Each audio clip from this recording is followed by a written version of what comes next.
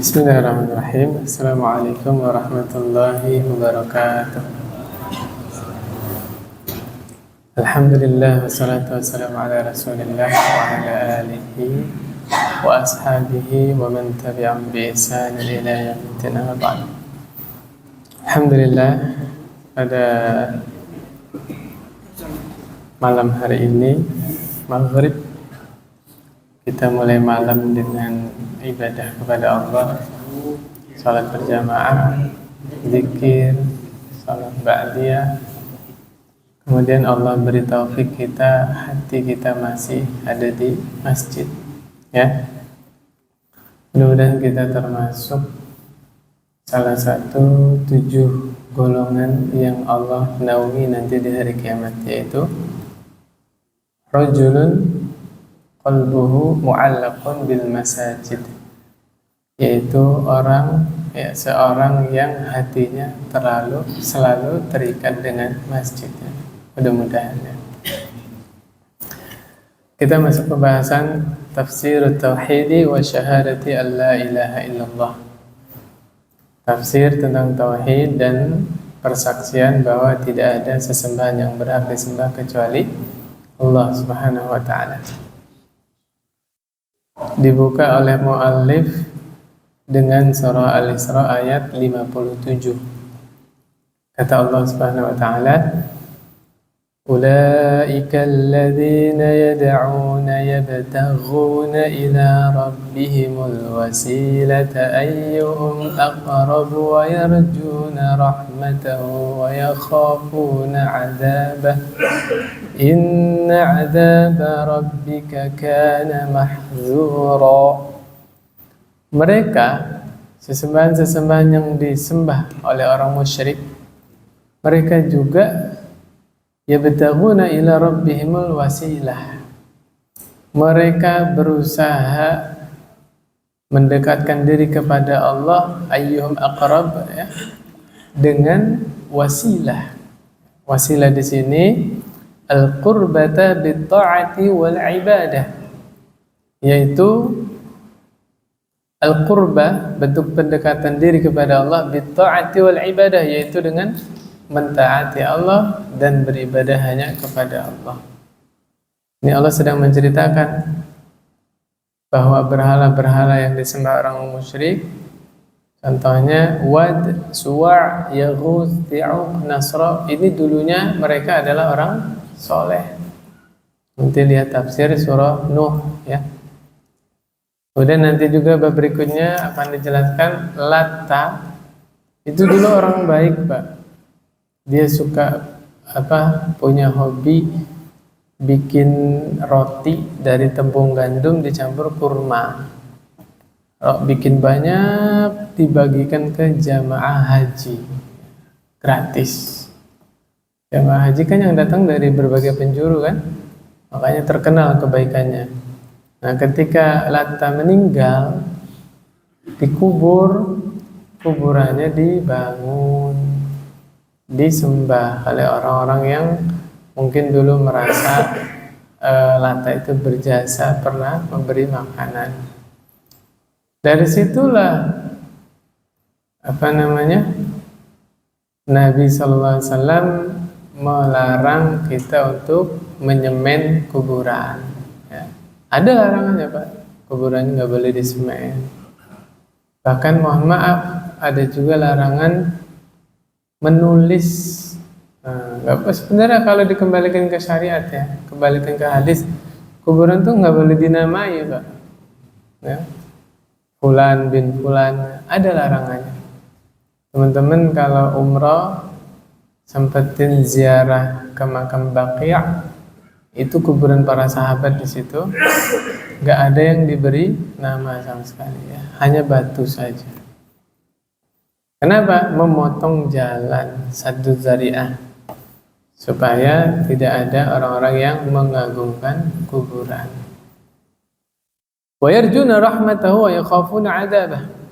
Mereka juga mengharap kepada Allah, ya, mengharap rahmat Allah dan takut terhadap azab Allah.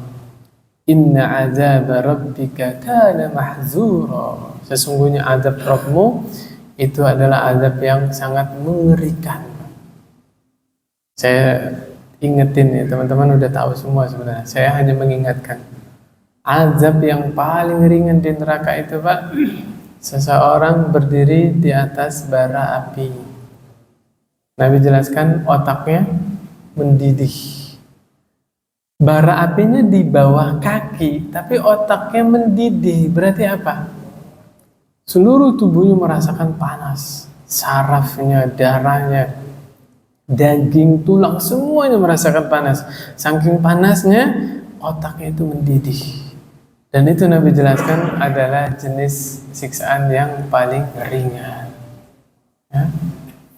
Allahumma inna na'udzubika minan nar. Kemudian faedah yang kita ambil dari ayat tersebut, ya, butlanu ibadatil musyrikin li ghairillahi bikauni ma'budihim anfusihim yatlubuna al-qurba minallahi warjuna rahmatahu wa yakhafuna 'adzabah. Batilnya peribadatan orang-orang musyrik kepada berhala-berhala selain Allah. Kenapa? Orang soleh yang mereka sembah pun butuh kepada Allah. Ya. Kalau sama-sama butuh kepada Allah, ya langsung aja minta kepada Allah. Gak usah pakai perantara. Ya. Mereka juga dulu waktu hidup takut akan azab Allah Subhanahu wa taala. Ya. Kemudian mereka bahasanya melalui wasilah-wasilah. Wasilah di sini apa tadi?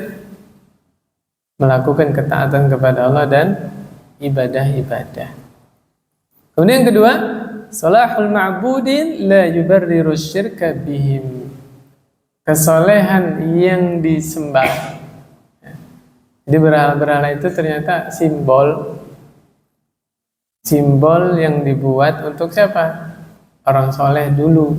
Orang-orang soleh dulu meninggal dibikin simbol, kemudian disembah. Ya itu prosesnya panjang, Pak.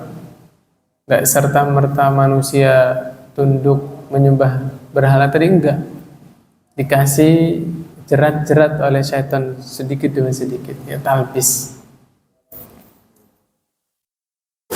Nah, dulu yang disembah itu orang soleh, tapi semakin ke sini yang disembah bukan hanya orang soleh saja, orang fajir juga disembah. Ya, kalau di Iran itu ada makamnya Abu Lu'lu', pembunuh Umar radhiyallahu anhu. Ya, kalau di sini ada siapa? Slamet tahu Pak? Kerbau bule di daerah sana lah ya. Itu kotorannya rebutan itu Pak. Pernah ngeliat Pak? Coba lihat di YouTube nanti. Ya. La haula wala quwata illa billah. Bahkan di India itu saya lihat orang bermain dengan kotoran sapi.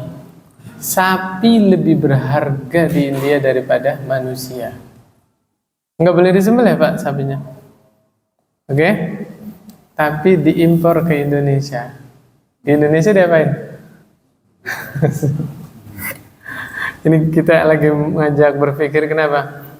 Betapa manusia sudah terbalik logikanya. Di negaranya tidak boleh disembelih ya, diagung-agungkan, tapi diimpor ke Indonesia untuk diapain? Paham ya Pak maksudnya ya? Subhanallah. Yang ketiga, isbatu sifatir rahmah lillah. Ahlussunnah wal Jamaah menetapkan bahwa Allah itu punya sifat rahmah, ya, kasih sayang. Ya. Allahu arhamu bi'ibadihi min hadhihi biwaladiha.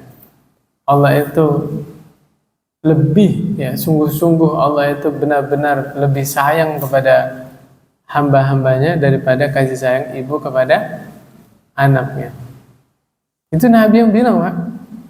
Nah ini namanya qiyas aulawi, ya, bukan menyamakan Allah dengan makhluk, enggak.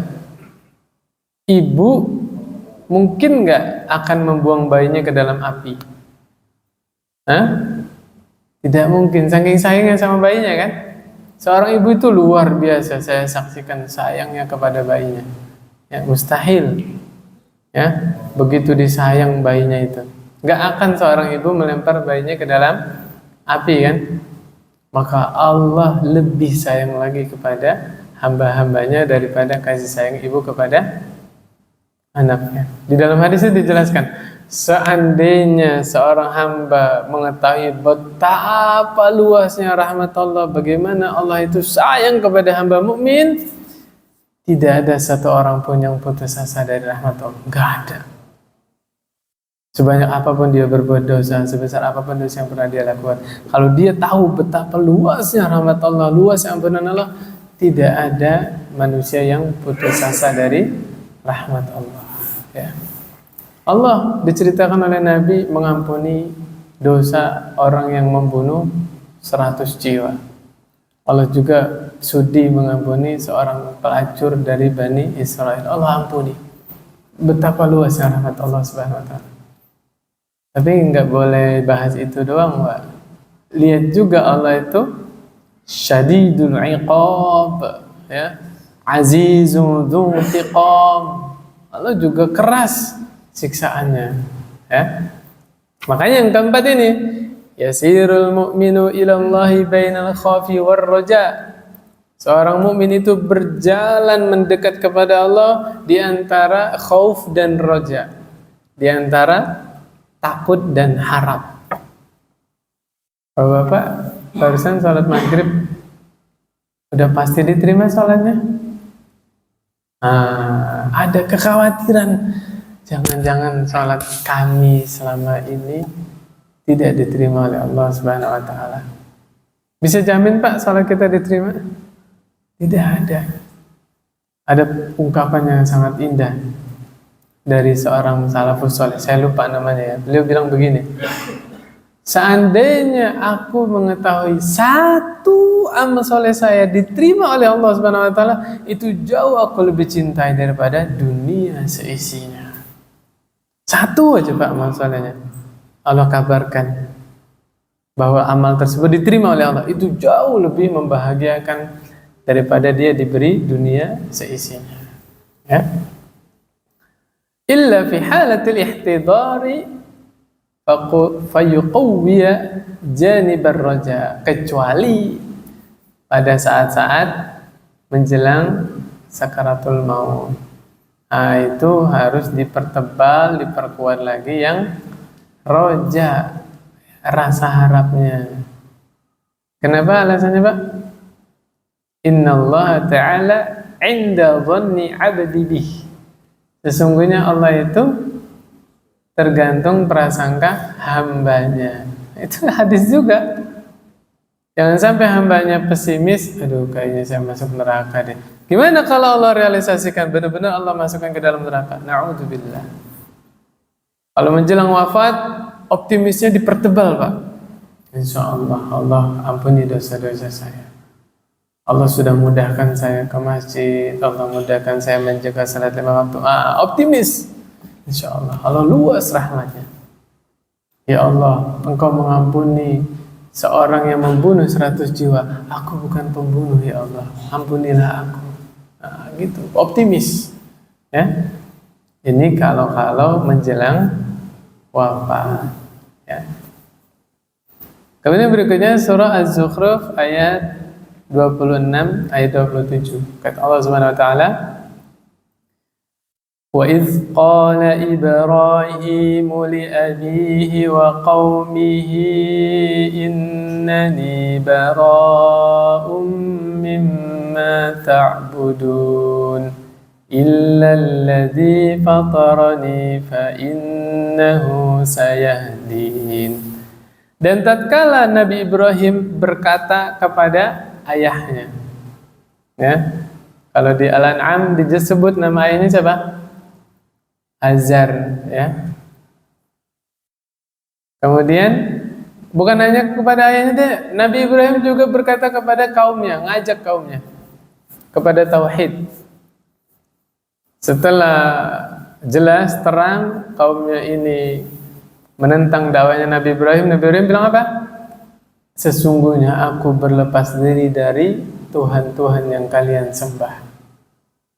Ini wal bara'atu minasyirki wa ahli itu harus ada, Pak. Ya, jangan ikut-ikutan orang-orang liberal. Apalagi sekuler, pluralisme, ya. Jangan, Pak. Orang Islam itu harus punya pendirian bahwa yang saya yakini ini adalah kebenaran. Selain agama Islam batil. Itu harus ada di dalam hati kita. Enggak boleh meyakini selain agama Islam juga baik, jangan. Na'udzubillah. Itu pemahaman yang sesat menyesatkan. Kalau mau masuk surga di atas Islam, ya, membawa keimanan baru bisa masuk surga.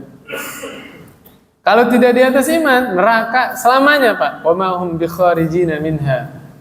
Mereka tidak akan keluar dari neraka tersebut selama-lamanya. Itu harus diyakini. Jangan ada keraguan-keraguan. Tapi yang menarik, Pak, di ayat 27-nya Nabi Ibrahim, Allah Subhanahu wa taala terangkan, Nabi Ibrahim bilang, "Illalladzi fatarani fa innahu sayahdin." Aku berlepas diri dari berhala-berhala kalian, tuhan-tuhan sesembahan kalian, kecuali Zat yang menciptakanku. Artinya apa, Pak?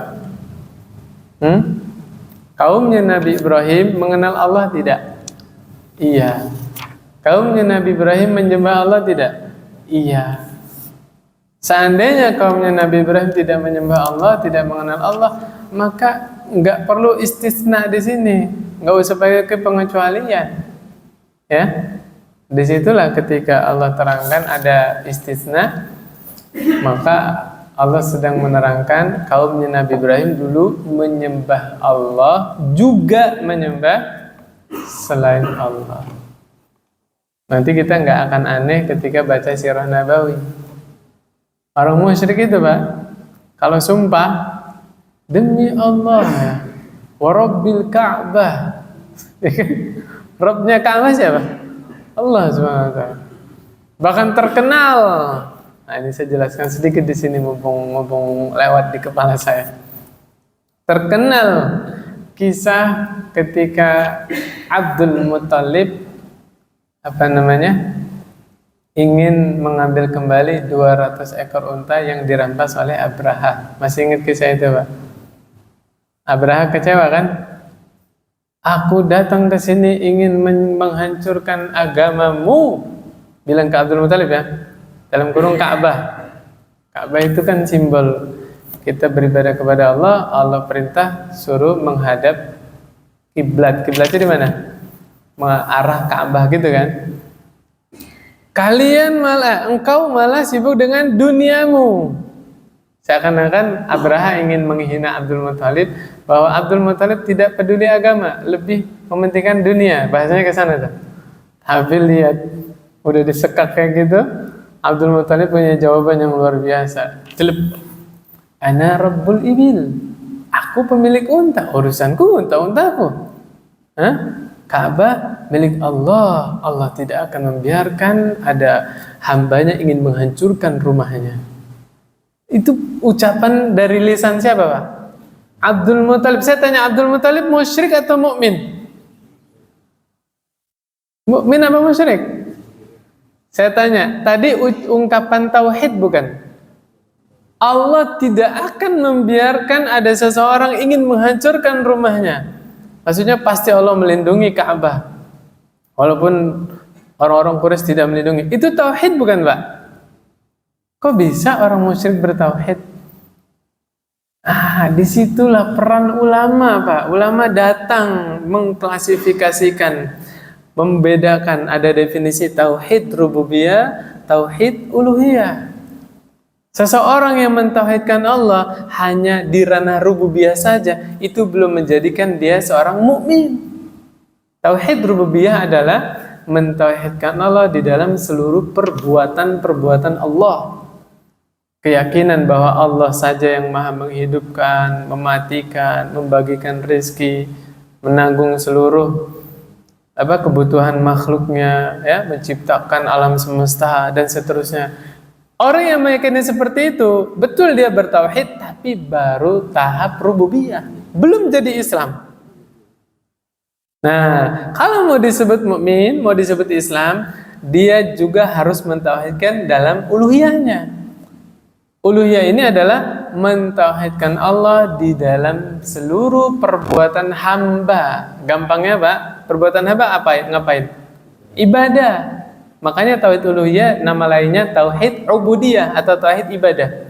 Mentauhidkan Allah di dalam seluruh ibadah. Tidaklah dia sholat kecuali mengharap wajah Allah. Dia nggak mau baca Quran kecuali hanya mengharapkan pahala di sisi Allah. Nggak datang pengajian di sini kecuali mengharap ridho Allah. Baru disebut muslim.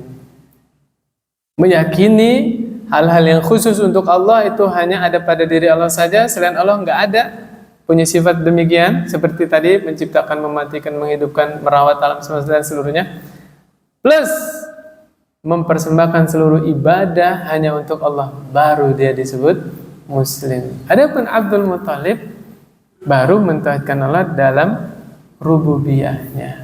Uluhiyahnya betul dia menyembah Allah, bahkan bersumpah atas nama Allah juga kan, tapi masalahnya dia juga nyembah selain Allah. Nah, itu masalahnya di situ.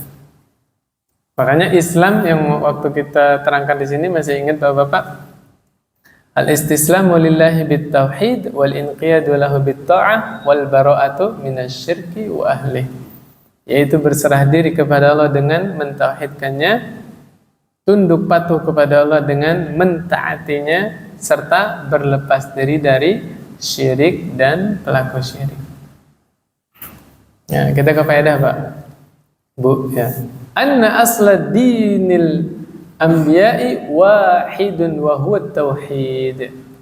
Sesungguhnya asal agama seluruh nabi ya, seluruh nabi, Nabi Ibrahim rasul juga kan? Seluruh nabi, seluruh rasul itu satu. Agama apa Pak? Agama Islam, yaitu mengajak manusia untuk mentauhidkan Allah ya, menyembah kepada Allah saja. Seluruh nabi dan rasul agamanya sama, keyakinannya sama. Yang membedakan apa? Syariat. Kalau bahasa kitanya fiqih. Fikihnya beda. Taubatnya Nabi Musa sama taubatnya umatnya Nabi Muhammad aja beda kan? Dan seterusnya. Yang kedua, al-jahru bil haqqi min sifatil mursalin. Terang-terangan ya, menampakkan kebenaran itu diantara sifatnya para rasul. Dia Nabi dan Rasul kan berdakwah, ya terang-terangan lah. Termasuk Nabi Ibrahim, kayak gimana dakwahnya? Patung-patung dihancurkan. Kalau di Al-Quran di ayat itu dorbam bil yamin, pakai tangan kanan. Nggak aneh, memang para Nabi dan Rasul Allah berikan kekuatan di atas rata-rata. Nabi Musa aja nonjok orang, mati orangnya. Nabi Musa. Maka Nabi Ibrahim ketika diterangkan menghancurkan patungnya dengan tangan kanan, ya kita kalau zahir ayatnya ya tangan kosong.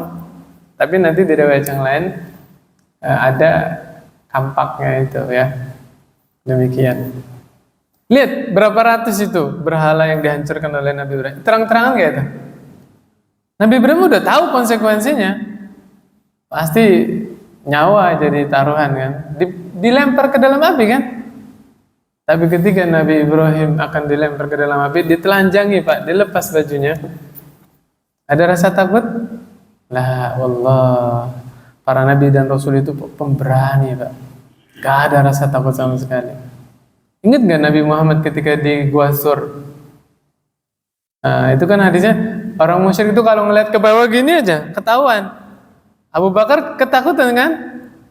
Ya Rasulullah, kita kayaknya bakal ketangkap. Nah, bagaimana pendapatmu ketika ada dua orang, kemudian yang ketiga adalah Allah Subhanahu wa ta'ala. La tahzan innallaha ma'ana. Tenang banget Rasul. Yang ketakutan siapa? Abu Bakarnya, khawatir. Saking cintanya kepada Rasulullah SAW ya. Nabi Ibrahim ketika akan dilempar ke dalam api, hasbunallahu wa ni'mal wakil. Subhanallah. Kita udah sampai level situ nggak Bang? Kadang-kadang kita naik motor aja ada razia udah deg-degan hatinya, kan? La haula wala quwwata illa billah. Ya. Tapi lihat yang menarik, ketika Nabi Ibrahim menghancurkan patung-patung tadi, ngaku nggak Pak? Ayo, di ayat gimana? Ngaku nggak? Enggak. Bal kabiruhum fa'alu. Nah, ini nih yang paling besar ini yang ngelakuin. Gituin. Manusia normal diajak ngomong kayak gitu, percaya nggak? Enggak kan? Maksudnya Nabi Ibrahim nggak mau ngajak dialog nih, yang paling besar ini dia kayaknya hasad ini, nggak mau ada Tuhan-Tuhan lain disembah, biar dia saja disembah. Makanya yang lain dihancurin. Percaya masyarakat digituin? Ya enggak lah. Oh gimana sih? Ini bahasa saya nih. Emang berhala bisa ngomong, bisa dengar? Lah itu ngerti. Kok disembah? Ini apa? Seakan-akan seperti itu. Itu Pak di ayat ketika Nabi Ibrahim bilang begitu, ini loh yang besar ini, itu kesadaran mereka langsung kembali Pak. Seakan-akan mengakui perbuatan yang selama ini mereka lakukan itu salah, batil Pak. Tapi ya memang dasar hawa nafsu Pak. Kalau udah kalah argumentasi, main apa Pak? Main otot, ya kan? Udah kalah, nggak bisa bantah kan? Bakar aja bakar. Nah, Nabi Ibrahim dibakar akhirnya. Ya, tapi Allah tidak tinggal diam Pak. Kemarin saya sampaikan di sini juga kalau nggak salah. Nabi Ibrahim dibakar, tapi beliau kuat menghadapi musibah tersebut. Berhari-hari Pak, apinya menggunung, ya, menggunung api unggun itu. Berhari-hari, bukan sejam 2 jam dibakar Nabi Ibrahim alaihissalam. Nabi Yunus ditelan ikan, tapi masih sabar. Ya, nggak ada putus asa demi Allah Pak. Para nabi dan rasul itu jauh dari sifat putus asa. Nabi Yakub alaihissalam yang dikabarkan bahwa Yusuf meninggal, ya, dibawa apa namanya? Bajunya Yusuf yang dituangin darah kambing gitu. Mereka bohongnya nggak totalitas Pak. Kakak-kakaknya Nabi Yusuf ini kenapa? Lupa nyobek-nyobek bajunya. Ini bajunya Nabi Yusuf utuh Pak. Di apa lumurin darah itu.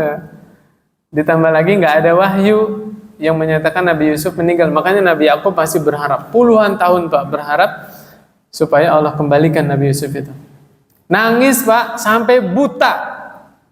Bayangin kayak apa sedihnya Nabi Yakub alaihissalam. Tapi tidak pernah putus asa. Nabi Ibrahim juga doa minta anak sampai di atas usia 80 tahun, nggak pernah putus asa, tidak berhenti berharap kepada Allah Subhanahu wa taala. Rahasianya apa, Pak? Husnudzon billah, berbaik sangka kepada Allah Subhanahu wa taala. Itu rahasianya, Pak.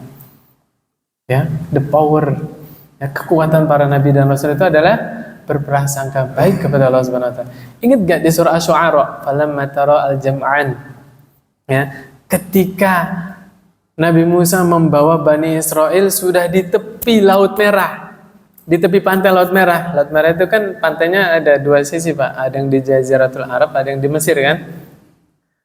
Di depan itu Laut Merah, di belakang sana udah kelihatan pasukan Fir'aun Pak. Apa kata Bani Israel? Inna lamudrakun. Waduh, kita akan ketangkep ini, kata Bani Israel.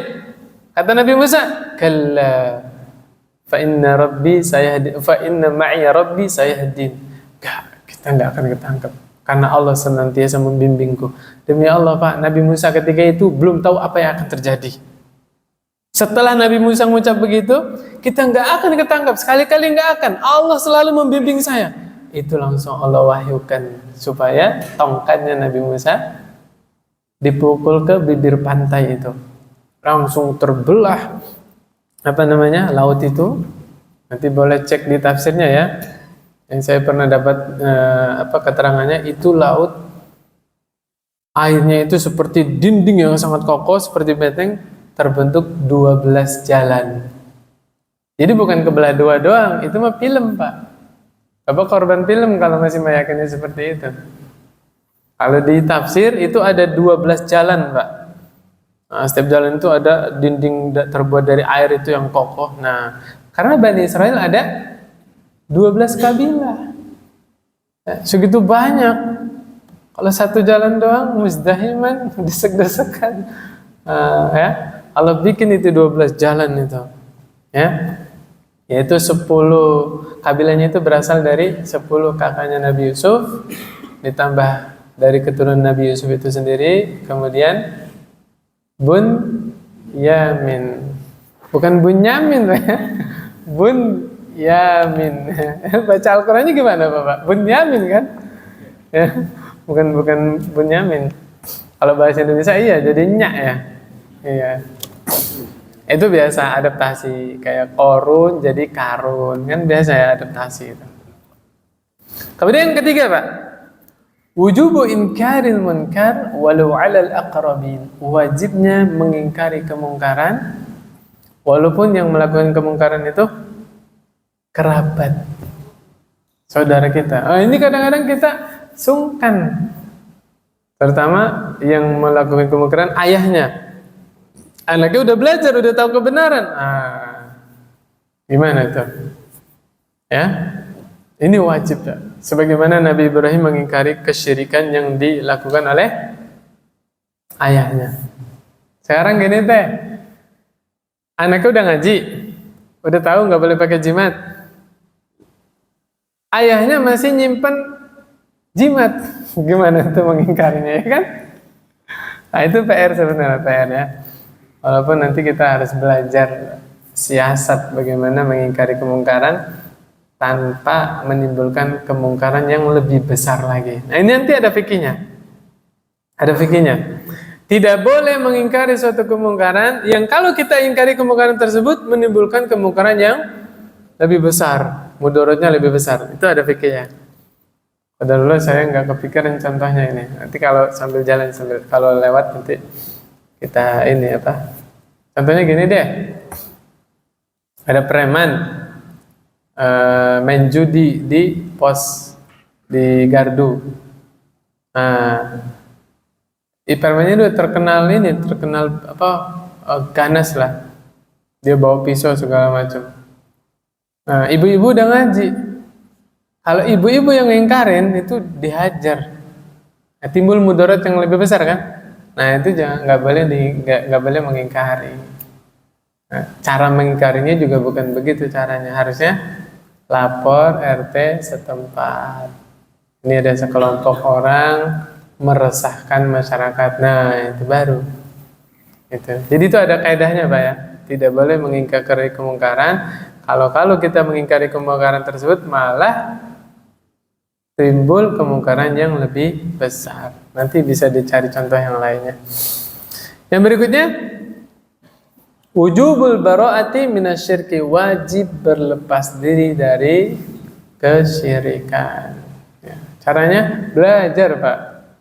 Udah tahu kalau itu syirik, tinggalin. Udah tahu kalau itu syirik, jauhi. Kalau kita yang nggak pernah terjerumus ke sana, kasih tahu temennya, ya dan seterusnya. Yang kelima, tadi udah saya jelaskan bahwa kaumnya Nabi Ibrahim itu menyembah Allah juga menyembah selain Allah. Ya, mereka juga menyekutukan Allah. Yang keenam, anna hidayat at-taufiq khassatun billah. Bahwa sesungguhnya hidayah taufik itu khusus di tangan Allah Subhanahu wa taala. Ayo kita analisa lagi, flashback sirah.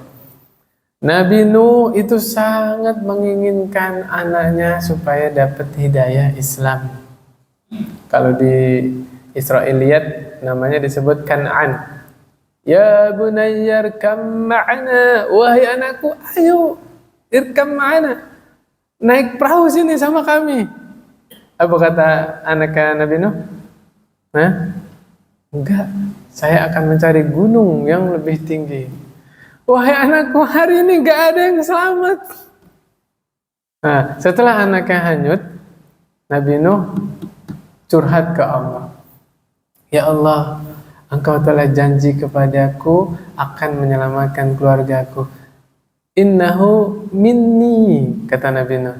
Dia itu anakku. Tahu nggak maksudnya Pak? Apa jawab Allah? Innahu laisa min ahlik. Allah yang bilang, dia bukan bagian dari keluargamu. Lihat dahsyatnya tauhid Pak. Ya, kesyirikan itu bisa memutus silaturahim, memutus hubungan nasab, kesyirikan. Ya. Di dunia, Pak, mohon maaf, mantan istri ada, mantan suami ada, tapi mantan anak, mantan ayah gak ada, Pak. Sampai akhirat, Pak. Nasab itu sampai akhirat dibawa. Anak ayah, anak ibu, sampai akhirat. Tapi ketika anaknya berbuat syirik, Allah putuskan hubungan yang kuat itu. Sampai Allah bilang, innahu laisa min ahlik. Dia itu bukan bagian keluarga. Ini Nabi Nuh. Nah, sekarang Nabi Ibrahim alaihissalam. Nabi Ibrahim juga sama, di akhirat menagih janji kepada Allah. Kan Nabi Ibrahim pernah doa kepada Allah, la tukhzini yaumal qiyamah, kan? Ya Allah, jangan hinakan aku pada hari kiamat. Ternyata ketika hari kiamat, Nabi Ibrahim tahu bahwa ayahnya ini ahli neraka. Dia tagih janji kepada Allah, ya Allah, engkau telah berjanji kepadaku tidak akan menghinakanku pada hari kiamat. Hal apa yang lebih hina lagi daripada ayahku tidak selamat dari neraka? Tahu apa yang Allah perbuat? Ayahnya Nabi Ibrahim Allah rubah jadi anjing hutan. Nah, jadi tadi Nabi Ibrahim masih ingat dengan ayahnya karena melihat wujud ayahnya itu loh. Dan kasih sayang anak kepada ayah nggak hilang, Pak, sampai akhirat. Nah, ingin memberi syafaat kepada ayahnya, tapi Allah sudah menetapkan syafaat itu nggak berlaku untuk orang-orang musyrik, orang-orang kafir. Nah, setelah dirubah jadi anjing hitam, baru dilempar ke dalam neraka, baru Nabi Ibrahim tidak minta lagi kepada Allah Subhanahu wa Ta'ala. Kemudian Nabi Muhammad SAW sangat menginginkan Islamnya Abu Thalib. Gimana enggak, Nabi Muhammad SAW itu dirawat oleh beliau, Pak, dari kecil. Usia berapa? 8 tahun bukan? Hah? Kan 4 tahun dikembalikan ke Aminah, 6 tahun Aminah meninggal, dirawat sama Abdul Muthalib. Nah kan, 8 tahun Abdul Thalib meninggal kan, Abdul Muthalib dirawat sama Abu Thalib. Waktu itu sudah saya sampaikan di sini belum? Abu Thalib itu bapak ibu pamannya Rasul yang miskin tapi anaknya banyak. Yang kaya itu Abbas. Logikanya, kenapa kok Nabi Muhammad SAW tidak dirawat oleh Abbas? Kan begitu ya? Ada yang bisa jawab?